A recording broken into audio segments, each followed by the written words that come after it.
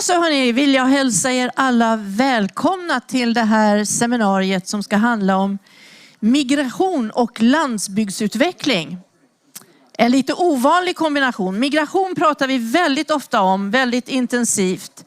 Men migration kopplat till landsbygdsutveckling är ett betydligt mer sällan, för att inte säga aldrig, diskuterat ämne.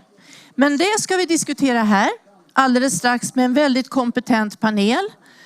Och jag vill säga redan från början att diskussionen med panelen kommer att äga rum på engelska. A warm welcome to our panel, very competent and experienced panel. I will shortly come back to them. Men först av allt vill jag ge ordet till Madeleine Fogde, som är verksamhetsledare för Siani, där jag är ordförande. Och jag ska vara moderator under seminariet. Och Madeleine ska ge oss en liten introduktion till det här spännande, svåra och viktiga ämnet som vi ska diskutera. Varsågod Madeleine. Ja, tack så mycket. Och migration är ett väldigt viktigt ämne som sagt var. Och vi kanske idag noterar att vi har många fler flyktingar och migranter än vi någonsin har haft i vår värld. 74 miljoner människor som är på flykt. En tredjedel av dem är flyktingar som flyr på grund av krig och konflikt och annan förföljelse och förtryck. I det här seminariet kommer vi prata om migranter, och det finns en definition som jag har fått med mig från Sida, men översatt, och det är en individ som har flyttat från sin vanliga bostadsort. Man kan inte riktigt förutse när man kommer återvända, men det kan vara flera orsaker till den här flytten.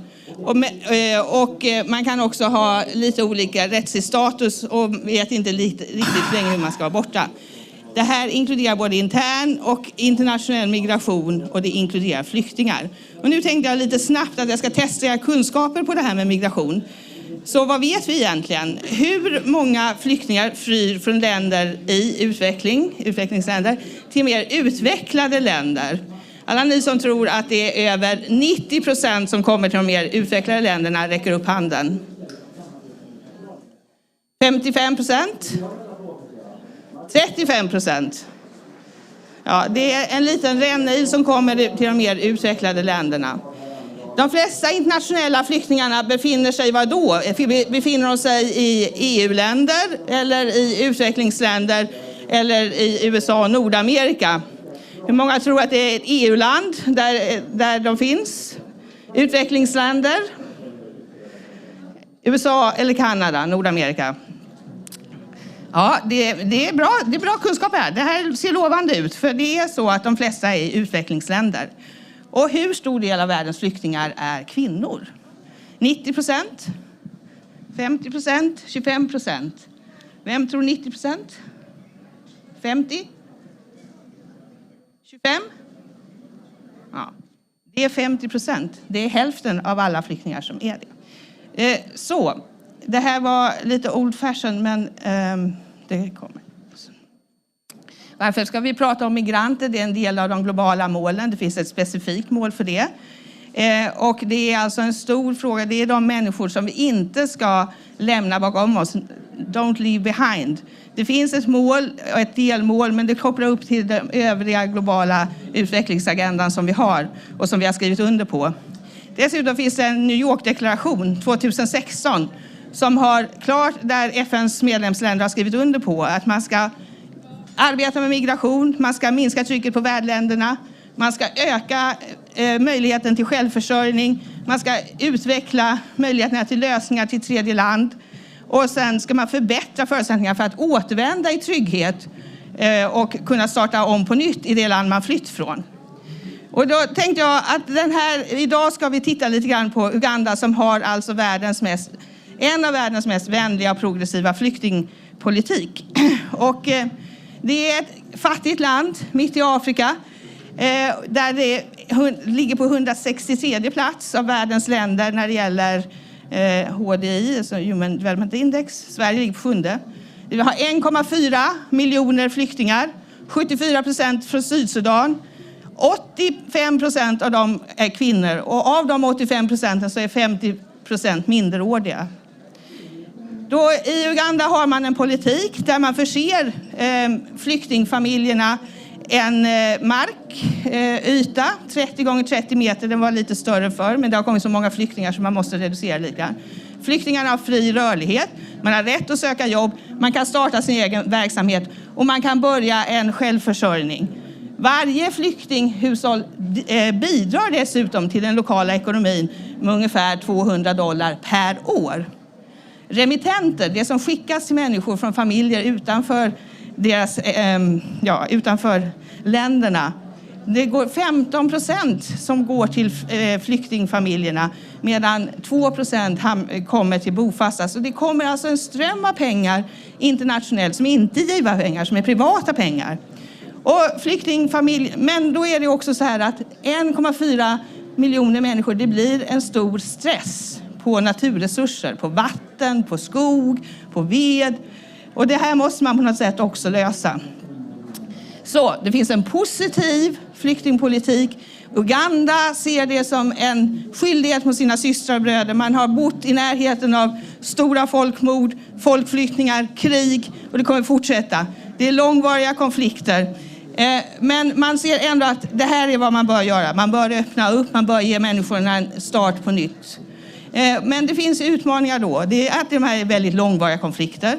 Det är torka, vi har klimatförändringarna, det finns resursbrister, det kan finnas misstänksamhet hos världssamhället och kanske lite för respons från givarna att stötta den här politiken. Man hade någon givarkonferens och 10% av det man äskade fick man igenom. Men Uganda är ändå en modell som vi ska diskutera här idag. För det förändrar vårt sätt att tänka och se på migranter. Och se dem som en resurs och en del av en nationell utvecklingsprocess. Och med det vill jag lämna ordet till panelen. Tack så mycket Madeleine.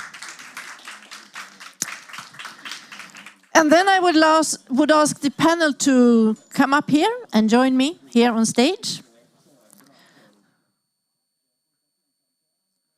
As Madeleine said, migration takes place for many different reasons. Normally we discuss migration as it is something that happened only to Sweden and countries like Sweden. And we need to focus more on other aspects of migration. Please welcome and please introduce yourself to the audience. Name and from where you come. Good morning. My name is Elizabeth Muyeria, working for Vi-skogen from Kenya. I'm the country manager.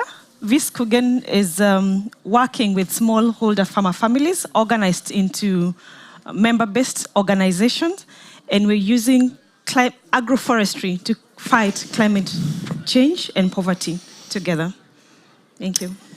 My name is Karin Jämtin. I'm Director General of the Swedish Aid Authority, SIDA, working with supporting Vi-skogen, but also supporting many other countries on the African continent and elsewhere. And my name is Anne Poulsen. I'm Danish. I'm based in Copenhagen with the Nordic Office of the World Food Programme. The World Food Programme is the largest organization providing food assistance to a hungry world, not just saving lives, but also changing lives through longer-term resilience building and long-term development. Hello, my name is Henrik Franklin. I'm Swedish. I work for the International Fund for Agricultural Development based in Rome. It's called IFAD. IFAD is an international finance organization and a specialized UN agency investing in rural people, empowering them to reduce poverty, to increase food security, improve nutrition, and also increase the resilience, including to the changing climate. Thank you. Thank you, Henrik. And I must ask you to speak up loud because as you can hear, we are surrounded by other not as important seminars here in Almedalen, but you have picked the right one. Elizabeth, let me start with you. You told us that you work with agroforestry, and perhaps you should just in a few words explain what agroforestry is, because not everyone might be familiar with that. Thank you. Agroforestry actually has been something that has been in existence with communities in a long while before it got to be defined as such. But agroforestry is where we have a deliberate tree planting together with plants and animals together, so that it is an ecosystem that supports each other. And it is key in supporting food and nutrition. And when you look at it, it helps in bringing down biodiversity on the land, on the landscape. So you have crops, you have the right trees, and then you have animals. So they feed into each other. So the trees bring in the air, bring the humus to the crops. The trees could also be fodder for livestock. They also help with the soil. And the livestock as well could also be manure to the crops. So it's an integrated system where all these things work together for the soil.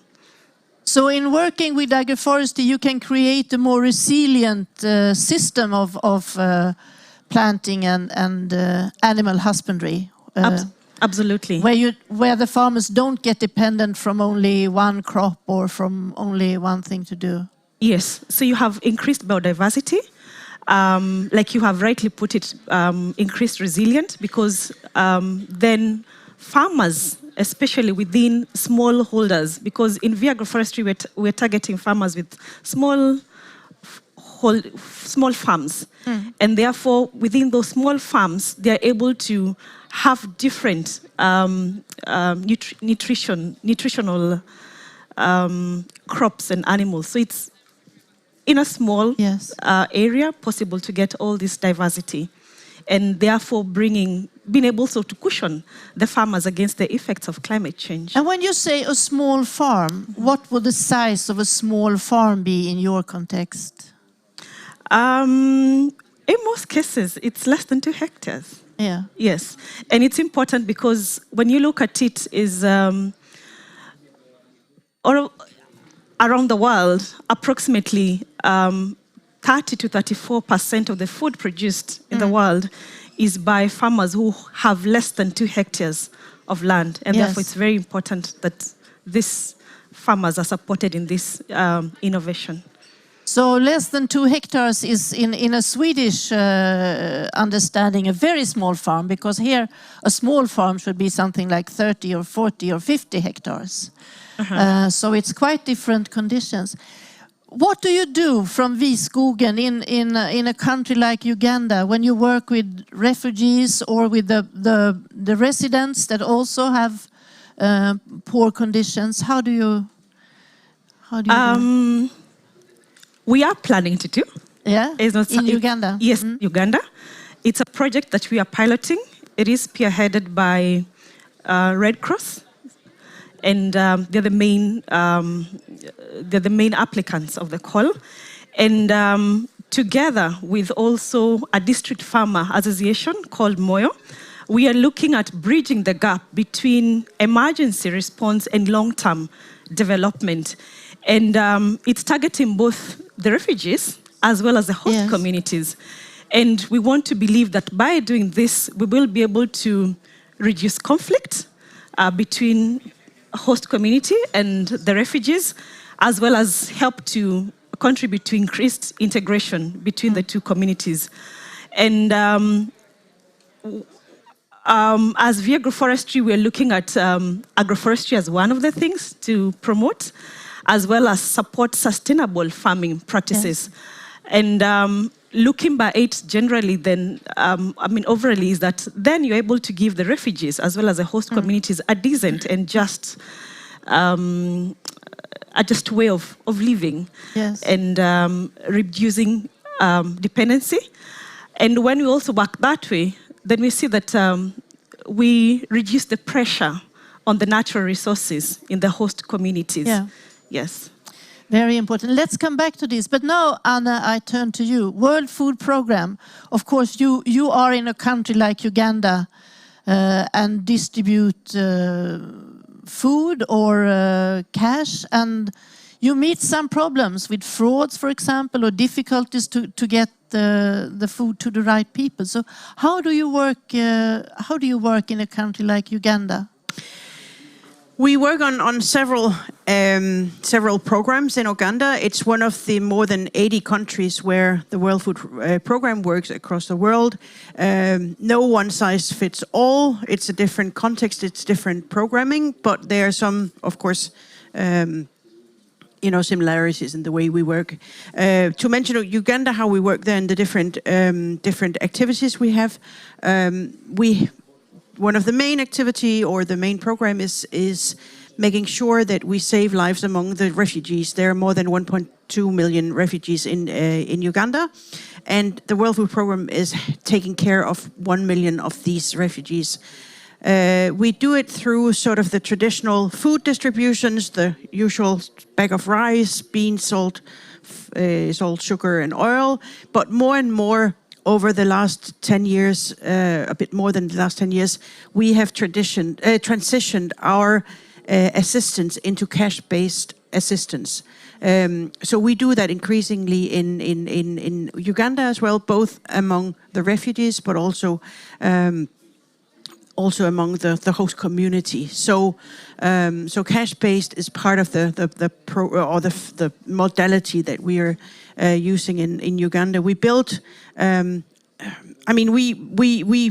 have a dual mandate. We save lives, we change lives, but in saving lives, we also try to use those humanitarian dollars as development dollars. So we use, as soon as we can, we will transition the help that we give to refugees into resilience building and longer term self-sumpliance among refugees as well. So we work with and thanks to the government's programming of giving refugees a plot of land, we can help with these. We can work with these small-scale farmers to help them build sustainable smallholder agriculture in different ways. A couple of other things to mention is there's a looming drought in Uganda, which is also maybe asking or forcing us to come up with an emergency program together with partners. And there's a risk of Ebola as well, where we are building preparedness and working with partners to prepare for a potential spillover from DRC. So this is what we are working on in general in Uganda. How come this shift from food to cash? What are the advantages of doing that shift? There are multiple advantages. We don't do it everywhere, and it's not an objective in itself to do cash, but we do cash whenever the context allows us to do cash. It's a way of, for those receiving cash, whether it's refugees in Uganda or Syrian refugees in Jordan, for instance, it's a way of receiving food aid, which is much more flexible and much more, there's much more choice in getting cash, going to the supermarket and buy your own humanitarian food. It gives you the freedom of choice. It gives a sense of normality in a setting which is not normal at all. So it has a huge advantage for the people who receive our assistance, but for the host communities, which are often very, under stress, pressure as well, receiving hundreds of thousands or even millions of refugees. This is a really important injection in local economies and job-creating measure as well. So we use it where it makes sense. We use it where the context allows us to use it. There needs to be structures in place for us to do it. But where there is, this is increasingly how we. And today, I think it's almost up to 40% of our total food assistance, which is cash-based in some sort of shape or form. Thank you, Anne. Henrik, please. IFAD is one of the smaller institutions. And how are you involved? What can you do when it comes to, or what do you do in Uganda or countries like Uganda when it comes to this situation with refugees? And please, Thank you. let us know. Annika. Thank you for the invitation to this seminar. And it's an honor to be here with the other panelists. It's true that IFAD is a relatively small organization, but in terms of investments in rural development and smallholder agriculture, we're one of the most important multilateral organizations. We were established in 1978, and since then we've provided about $21 billion in grants and low-interest loans, also leveraging almost $30 billion from other private and public sources. to invest in smallholder farmers, and about 70%. So most of our projects are in value chain development, trying to link smallholder farmers in developing countries to markets. And I'm very happy to say also that Sweden is one of the top partners of IFAD, is among the top 10 contributors over the time, having contributed about $460 million, which we're of course very grateful for. And in Uganda, our focus is improving the production and productivity of the smallholder farmers, also linking them, as I said, to markets, and also working on financial inclusion, making sure that the smallholder farmers have access to financial services.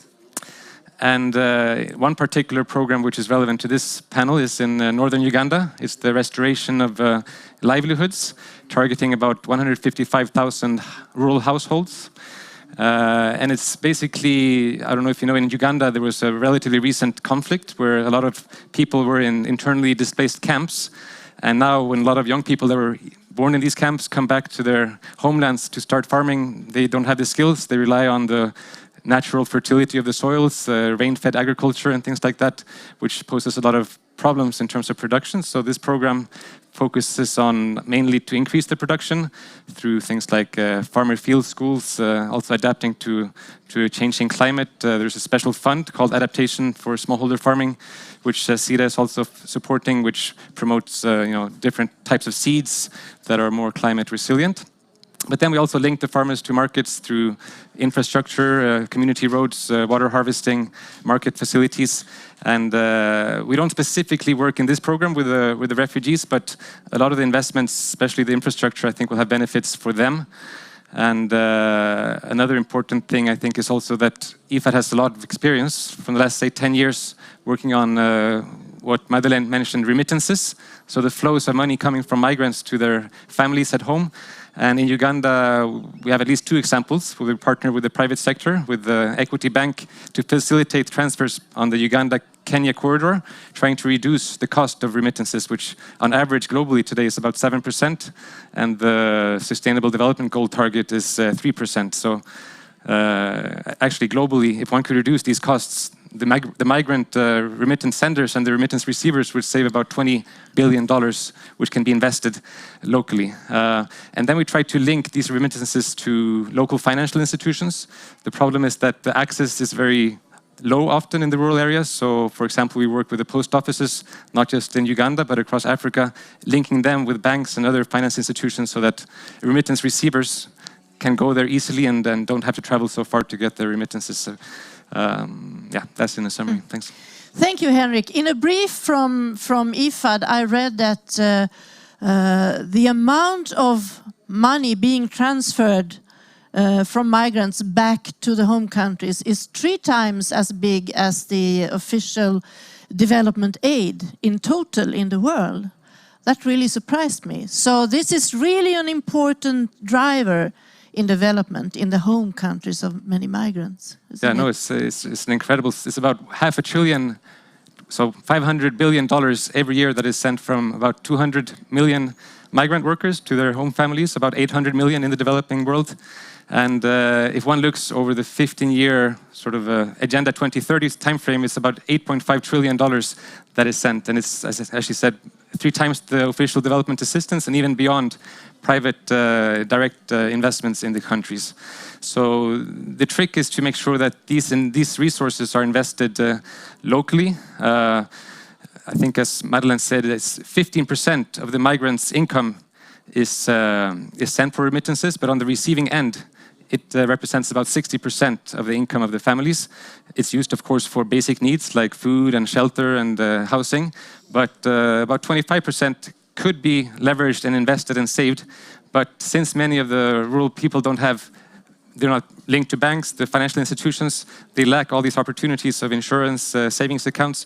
So I think there's a huge potential to do that, and also to attract the diaspora. So all these migrants, for example, the Malians in France or the Somalians in Sweden, to collectively go together, and we have quite a few initiatives in IFAD where we mobilize the diaspora to invest locally in projects on the ground. So. Thank you.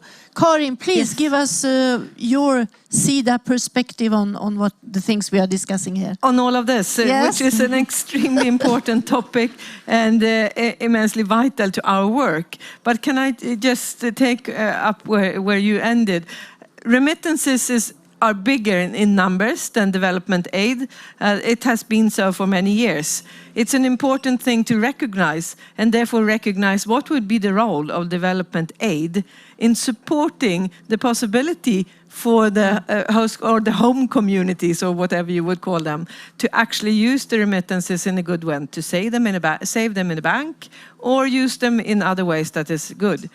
What I see is that development aid it's important for us that works with development aid to use the development aid in a way that supports building of structures, financial systems, education systems, local councils, etc., to make it possible for the recipients of these remittances to actually use it in a good and productive way. SIDA is a development aid authority that has the possibility of working both with humanitarian aid and long-term development cooperation. Many other development authorities only work with long-term development cooperation. In Uganda, if we talk specifically on Uganda, we have been there as a long-term partner with long-term development cooperation, but also for many years working with humanitarian aid. Since a couple of years, we are kind of linking them. I'm saying kind of, because what we are generally doing is actually more and more using the long-term development cooperation alongside the humanitarian aid, as all of us are, recognizing that the migrants will be there for many, many years. And the Ugandan government is doing something very, very productive and very, very wise when handing out land or supporting the migrants in other ways to making it possible for them to work there. The humanitarian aid, the rationale for humanitarian aid is to help people in needs wherever they are in need. We work with humanitarian aid in countries where we certainly do not work with long-term development cooperation. North Korea is such an example. There are other countries where we do not work with long-term development cooperation. The rationale for long-term development cooperation is to support a society or a government with their long-term reduction of poverty and reaching the Sustainable Development Goals and reaching all of the 17 goals. In Uganda, we can join forces and work with the long-term development cooperation in different ways to support the migrant population in northern Uganda, but also elsewhere, but also the host communities. They are also poor. Yeah. Then they also need the support of the long-term development cooperation. And that we are doing now in many different ways, actually. But we also work in South Sudan to make it possible for people who do not want to migrate to actually stay in their home country. Migration can be a positive economic force for any country if they have migrants have the possibilities of actually investing in land or producing whatever, starting their small businesses or just taking part in the economy. And that is what we are trying to do. Thank you. Elisabeth, let's come back to agroforestry. And by the way, there is this policy brief on agroforestry. You can find it on one of the round tables there. You can also find it on the net. And this very short folder, you can see where you can find it on the net. Madeleine told us that the plots that refugees get when they come to Uganda is something like 30 meters, which is not very big. And the more refugees to come, the smaller the plots get. And the more the population increase, also the smaller farms the residents get. So we need to be very innovative in developing agriculture and forestry. And agroforestry, in my opinion, is a very innovative method. But what kind of reactions do you meet? Is it easy to get people interested in doing this type of farming? Do they have it by tradition, or are these methods new? And is it easy to implement? And how do you do it? They could have been there, but maybe how in an orderly way and in a way that complements each other. And as Agroforestry, it has really been about building the capacity of the farmers. And in this case, because they have these small plots of land, how could they be able to deliberately be able to plant trees much as they are small, either at boundary level. And when you look at the planting of the trees especially, there are also those trees that will go with the plants, but they also grow faster. Then you also have the shrubs that grow also fast and also go to the livestock and could be used as hedge, so that around the farm, around the home, it could be a hedge of shortened trees that could also be used either for fodder for the small animals that they could keep, as well as firewood, because firewood, I think, is one of the key challenges maybe at refugee setup, because you are given the rations, but then you have to look for firewood, and that puts pressure and sometimes conflict with the host community. So that aspect of having those trees only, and also possibility also for food, because it's also possible to have those trees that will bring fruits, for example, and it's food. So there is that possibility of environmental conservation, possibility of bringing food security and nutrition as well, and the small plots of land then integrating with sustainable farming practices that are suitable, even though those small plots of land. So if it's about application of humus, decomposting, it's small, but it's doable. So I think it's with, we look at the opportunity, especially then in this refugee camp, to bring in the knowledge on how they could make use of these small plots of land productively. And we're not only targeting the refugees, we're also targeting the host communities as well, because it's important that then both of them get to have the benefits of agroforestry.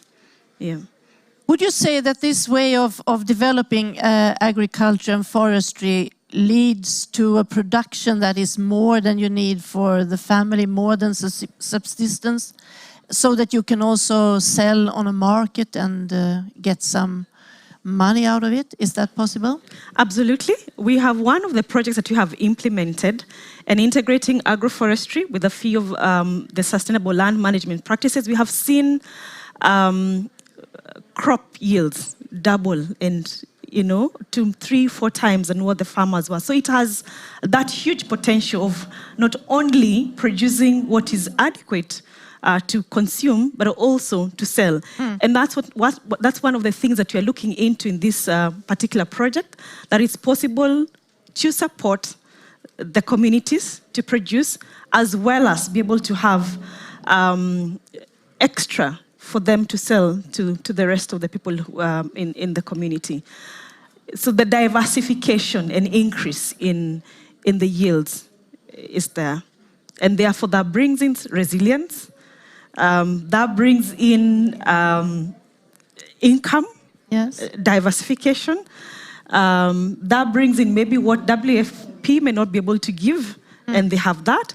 WFP will give the cash, but if the crops are not there, if the vegetables are not there for them to buy, I don't know whether there'll be room for, so that even when you say we're giving cash, for example, so that they have a right to choose, then there are also options available for them to choose, because then they are growing them, and not only for food, but in extra.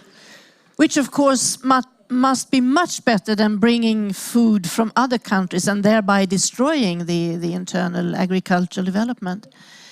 Anne, blockchain is a word that we use often when we talk about production change or things in this part of the world. And some of us are still a bit curious about what this blockchain is. But you use this new technique in Uganda, for example. Please tell us. I'm curious to know what it is too, because I'm not a blockchain expert. So someone, please, among the younger audience, please explain. No, it's true. We use it as the technology behind beneficiary registration.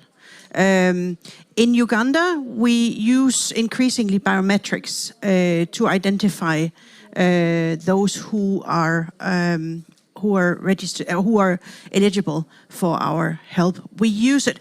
Ideally, we would rely on national systems and not national identification programs to identify refugees or other beneficiaries.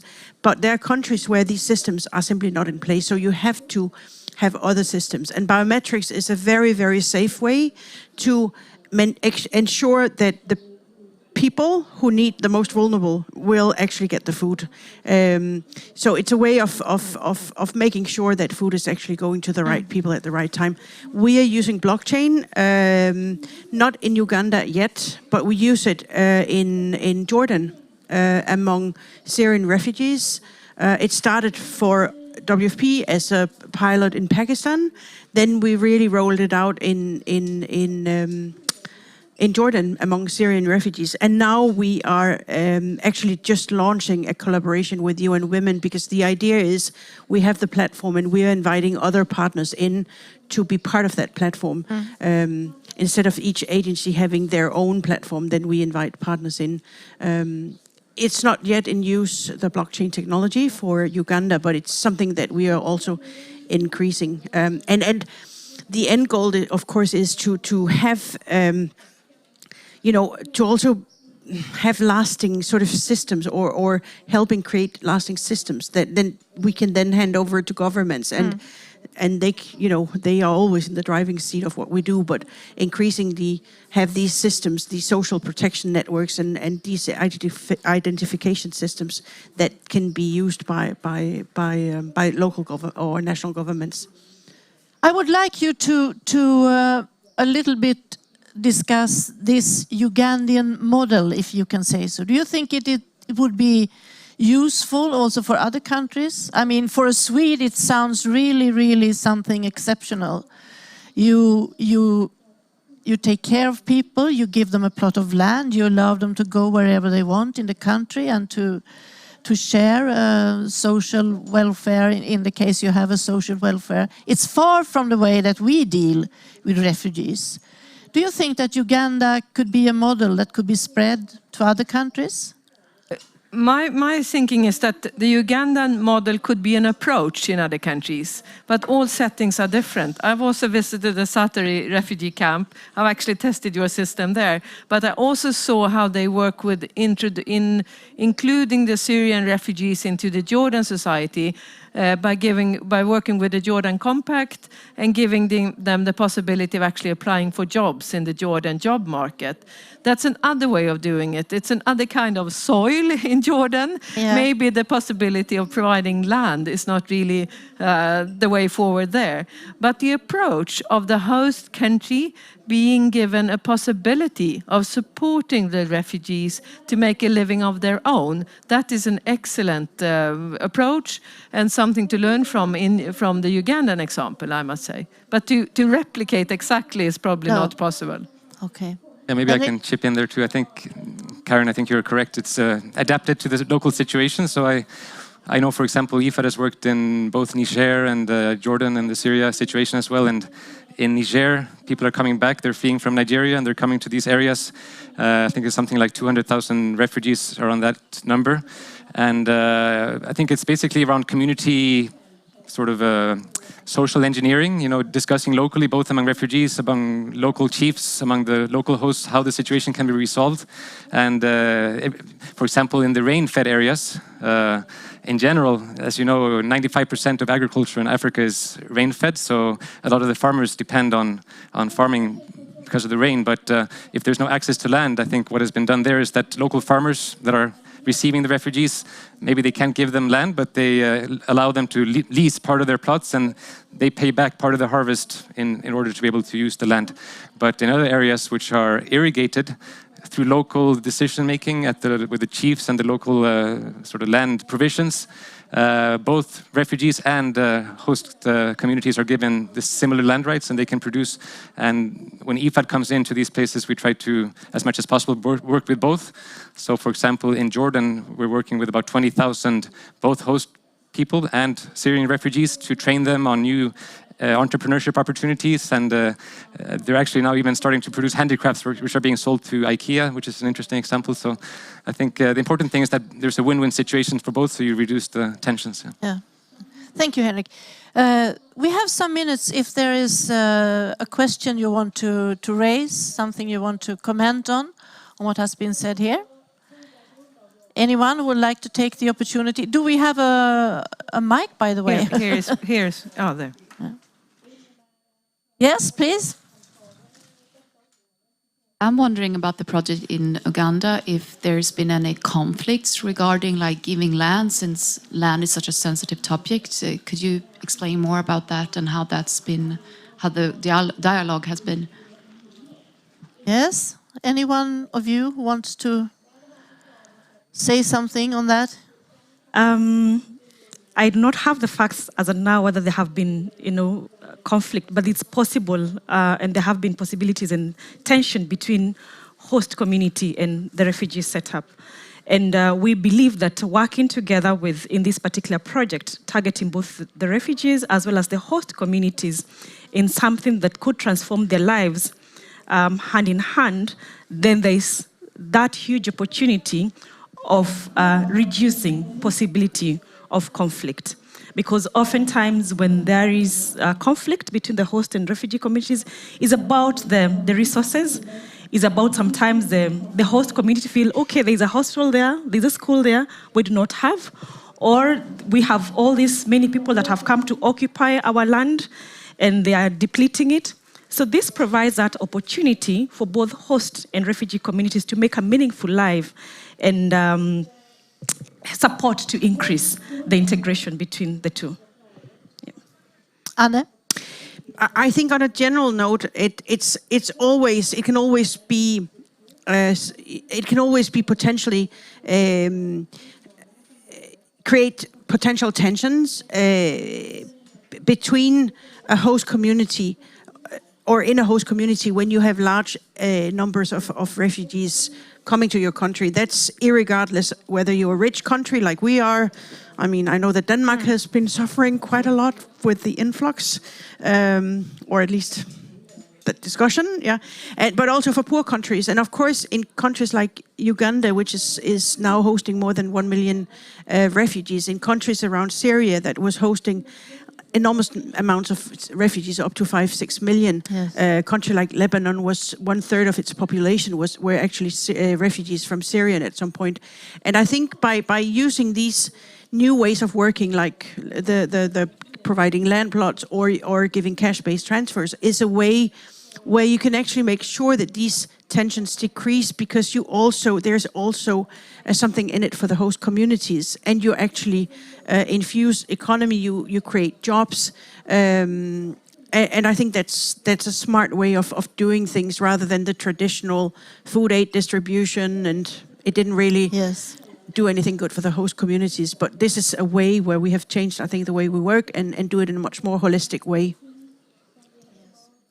Also, I mean, I don't know if it was mentioned, but for example, we talked a lot about refugees, which is very unfortunate, fleeing from conflicts and violence and human rights violations. But seasonal migration can also be a very interesting sort of a strategy, livelihood strategy to diversify the incomes. So on both sides, and you also come back with new knowledge and experiences. So I think all of this needs to be further sensitized and increase the awareness that this really can be a very positive thing. Yes. Of course, we need to address the causes of migration. And IFAD recently published, every 2 years, we publish a rural development report. And this year's focus was on youth.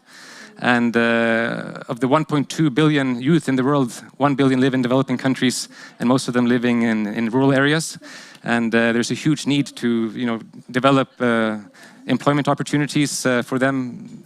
But migration should hopefully be a question of choice and not a necessity. So I think it's a very interesting challenge for us moving forward. I guess that migration is a part of the human DNA. I guess that's why we're spread all over the world. So there can be positive aspects of migration too, even if we need to discuss and to work with all the problems and difficulties that comes with the forced migration. We're running out of time. I want to thank the excellent panel with some applause. Thank you. Nice to meet you. And my final question to you, and I expect you to agree, is that Siani is a SIDA-financed networking organization. We're working with the sustainable goal number 2, no hunger, and we do it through rural development. So my last question to you is rural development important for fighting hunger? In Swedish one says gå med hoven. Yes, it is. Good. And thank you so much. And if I may, we also work very much financed by Sweden, both SIDA and the MFA. So we have a very strong partnership with Sweden, and we couldn't do what we're doing in Uganda, including rural development, if it was not for partners like Sweden. So I think that's in this forum. I think it's important to say.